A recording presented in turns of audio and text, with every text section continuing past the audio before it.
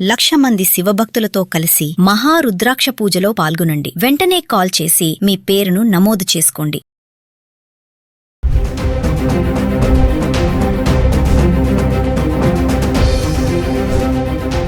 నమస్తే, welcome back to Suman TV. Present మనతో పాటు ఉన్నారు అనలిస్ట్ మందర కృష్ణారెడ్డి గారు. నమస్తే సార్. నమస్తే అమ్మా.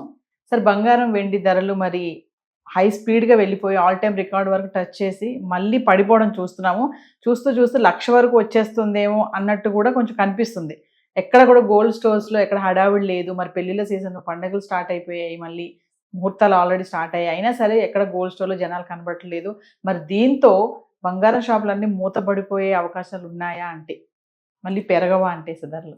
ప్రస్తుత పరిస్థితి కొంచెం ఎనిమిదిగానే ఉంది. ఖచ్చితంగా ఇది అని చెప్పగలిగే శక్తి ఏ మేధావికి లేని పరిస్థితి ఏర్పడింది. కారణం ఏంటంటే ఈ రోజున్న పరిస్థితి రేపు ఉంటుందో తెలియదు, రేపున్న పరిస్థితి ఎల్లుంటుందో తెలియని పరిస్థితి ఏర్పడింది. కాబట్టి మొత్తం వరల్డ్ వైజ్గా ఉండే గోల్డ్ మార్కెట్ అంతా కూడా తలకిందులు అయ్యే పరిస్థితి ఏర్పడింది సిచ్యువేషన్. కారణం ఎక్కువగా యుద్ధ ప్రభావం ఎక్కువగా పడింది అని చెప్పక తప్పదు. పశ్చిమాసియా యుద్ధం ఎక్కువగా పడింది, ఉక్రెయిన్ రష్యా యుద్ధం కూడా కొంత కారణం పరిస్థితి ఏర్పడింది. దానికి తోడుగా ఎల్నినో ప్రభావం కూడా ఇప్పుడు కనబడుతుంది. వర్షాలు తక్కువ పడే పరిస్థితి ఏర్పడేసరికల్లా చాలా దేశాల్లో ఆహార కొరత ఏర్పడే పరిస్థితి కూడా ఏర్పడుతుంది. అంటే మనిషి దేనికి ఇంపార్టెన్స్ ఇస్తారంటే, ముందు తిండి, తనకు కావాల్సిన మినిమం నీడ్స్ కోసం ప్రయత్నం చేస్తాడు. బంగారం దాని తర్వాత. రేపు ఒకవేళ ఈ బంగారం ఉన్నా మనకు లాభం లేదు, మనకు అవతల మన తిండి గింజలకు ఇబ్బంది అయ్యే పరిస్థితి ఏర్పడుతుంది అనుకుంటే ముందు బంగారం అమ్మేయడానికి ప్రయత్నం చేస్తాడు. అందువల్ల బంగారానికి ఇంపార్టెన్స్ కన్నా ఇతర కావాల్సినటువంటి ఏదైతే మినిమం నీడ్స్ ఉన్నాయో వాటి మీద ఎక్కువగా దృష్టి పెట్టేటువంటి పరిస్థితులు ఏర్పడ్డాయి. ఈ సిచ్యువేషన్ లోపల బంగారం రేటు మాత్రం ఖచ్చితంగా తగ్గుతుంది, 1,00,000 దాకా వెళుతుంది. కొంతమంది మేధావులు ఏమో 1,00,000 దాకా వెళుతుందని ఒక మాట చెప్తున్నారు. కొంతమంది మేధావులు దీంట్లో ఏం చెప్తున్నారంటే ఇది 1,20,000, 1,30,000 మధ్యనే విషయాలు అక్కడ ఆగిపోతుంది, ఆ తర్వాత మళ్ళీ పెరగడం ప్రారంభమవుతుంది. ఖచ్చితంగా ఇయర్ ఎండింగ్ వరకు, ఫైనాన్షియల్ ఇయర్ ఎండింగ్ వరకు 3,00,000 దాటుతుంది అనేది చెప్పే మాట. దీనివల్ల ఇప్పుడు ఏమైందంటే కొనాలనుకున్నవాడు కొనాలా అక్కర్లేదా అనేటువంటి సందిగ్ధావస్థ. అమ్మాలనుకున్న వాళ్ళు కూడా ఇప్పుడు అమ్మితే ఇంకా ఎక్కువ రేటు పెరిగితే రేపు పొద్దున మళ్ళీ నాకు డబ్బులు ఎక్కువ వస్తాయి, ఇప్పుడు అమ్మి నేను మోసపోతానని అన్నా కూడా 50 టన్నుల బంగారం సుమారుగా అమ్మేయడం జరిగింది. అయితే ఇప్పుడున్న పరిస్థితుల్లో చూస్తే మనకు మే జూన్ 2 మాసాలు మనం పరిశీలిస్తే మామూలుగా అయితే భారతదేశం లోపల 75 టన్నుల నుంచి 100 టన్నుల వరకు ప్రతి నెల విదేశాల నుంచి మనకు దిగుమతి అవుతుంది. ఏది టోటల్గా వెండి బంగారం. కానీ ఈ 2 నెలల్లో యావరేజ్గా 50% పడిపోయింది. అంటే 75 నుంచి 100 వచ్చే బదులుగా మనకి 35 to 50 మధ్యలో వచ్చింది. అంత గ్రాస్టిక్గా వెనక్కి వెళ్ళిపోయింది. 50% ఆఫ్ ది దిగుమతులు పడిపోయాయి. అంటే అంత మేరకు పర్చేజెస్ కూడా మొత్తం పడిపోయాయి, అమ్మకాలు కూడా పడిపోయాయి. వెండి అమ్మకాలు భారతదేశం లోపల ప్రతి నెల యావరేజ్గా 75 టన్నుల నుంచి 100 టన్నులు ఉంటుంది. కానీ మే జూన్ నెలలో అది సగానికి పడిపోయింది. అంటే దీని అర్థం బంగారం కొనేవాళ్ళు 50% తగ్గిపోయినారని దీన్ని బట్టి అర్థం. మిగిలిన వాడు కూడా కొన్న అరకొరగానే కొంటున్నారు తప్ప భారీ ఎత్తున ఎవరు కొనలేదు.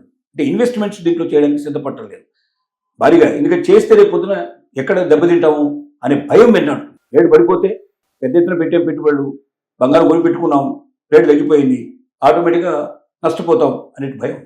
రేటు పెరుగుతుందని 100% గ్యారంటీ ఇచ్చేటువంటి పరిస్థితి కనబడలేదు. రేటు తగ్గుతుందని కూడా 100% ఎవరు చెప్పట్లేదు. కానీ తగ్గితే నష్టపోతాం కదా, పెరిగితే లాభపడడం సంగతి నుంచి వస్తుందో రాదో తెలియదు, కానీ తగ్గితే నష్టపోతాం అనేటువంటి భావన చాలామంది పట్టుకుంది. కాబట్టి పాత బంగారాన్ని మార్పు చేయడాన్ని అమ్మడానికి, లేకపోతే పాత బంగారాన్ని నగలు చేయించుకోవడానికి ఎక్కువ మంది ఉపయోగిస్తున్నారు.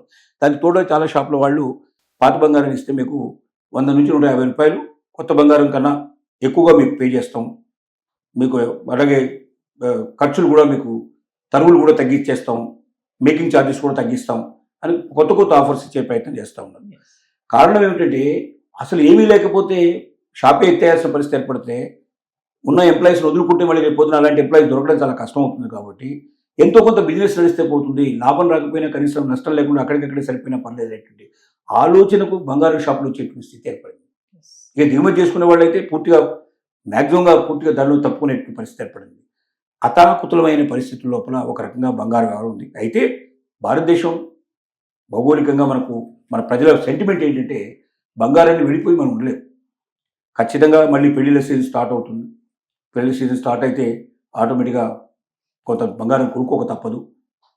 కొంత అలాగే మనకు కొన్ని సందర్భాల్లో తప్పనిసరిగా పంటలకు, పబ్బాలకు ఇట్లాంటి వాటికి బంగారం కొనడం ఒక అలవాటుగా మన దేశంలో ఉంది. కాబట్టి 100% పూర్తిగా బంగారం ఎవడు కొనడు అనేటువంటి మాట మాత్రం కరెక్ట్ కాదు.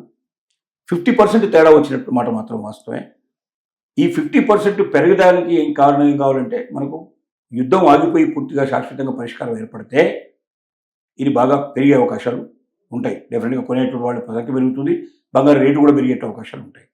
యుద్ధం కంటిన్యూ కాకుండా యుద్ధం ఆగిపోతే మనకు రేట్లు తగ్గుతాయి, యుద్ధం నడిస్తే రేట్లు పెరిగే అవకాశం ఉంది. ఎందుకంటే దిగుమతులు మొత్తం పడిపోతాయి, ఎగుమతులు ఉండవు, దిగుమతులు ఉండవు, ఎక్కడిదక్కడే ఉంటుంది కాబట్టి ఉన్న దాంట్లోనే చూసుకోవాల్సిన పరిస్థితి ఏర్పడుతుంది. కాబట్టి ఆటోమేటిక్గా రేట్లు విపరీతంగా పెరిగే అవకాశాలు ఉంటాయి. ఇంకా ఇందాక మనం చెప్పుకున్నట్టు ఇంకా రకరకాల కారణాలు మరి ఒక వీడియోలో మనం చెప్పుకున్నాం. కాబట్టి ఇప్పుడున్న పరిస్థితుల్లో ఆచితూచి స్టెప్ వేయాల్సిన అవసరం ఉంది. అవసరమైతే తప్ప బంగారాన్ని కొనడం కానీ, అవసరమైతే తప్ప అమ్మడం కానీ చేయని పరిస్థితిలో ఉంటేనే, ఇంకా కొంచెం వేచి చూసే ధోరణి లోపల ఒక నెల రోజులు ట్రై తీసుకుంటే, ఒక నెల 45 days లోపల ఏదో ఒక వైపు మొగ్గేయడం అవకాశాలు ఉండొచ్చు అనేది నిపుణుల యొక్క సూచన. Yes. Thank you.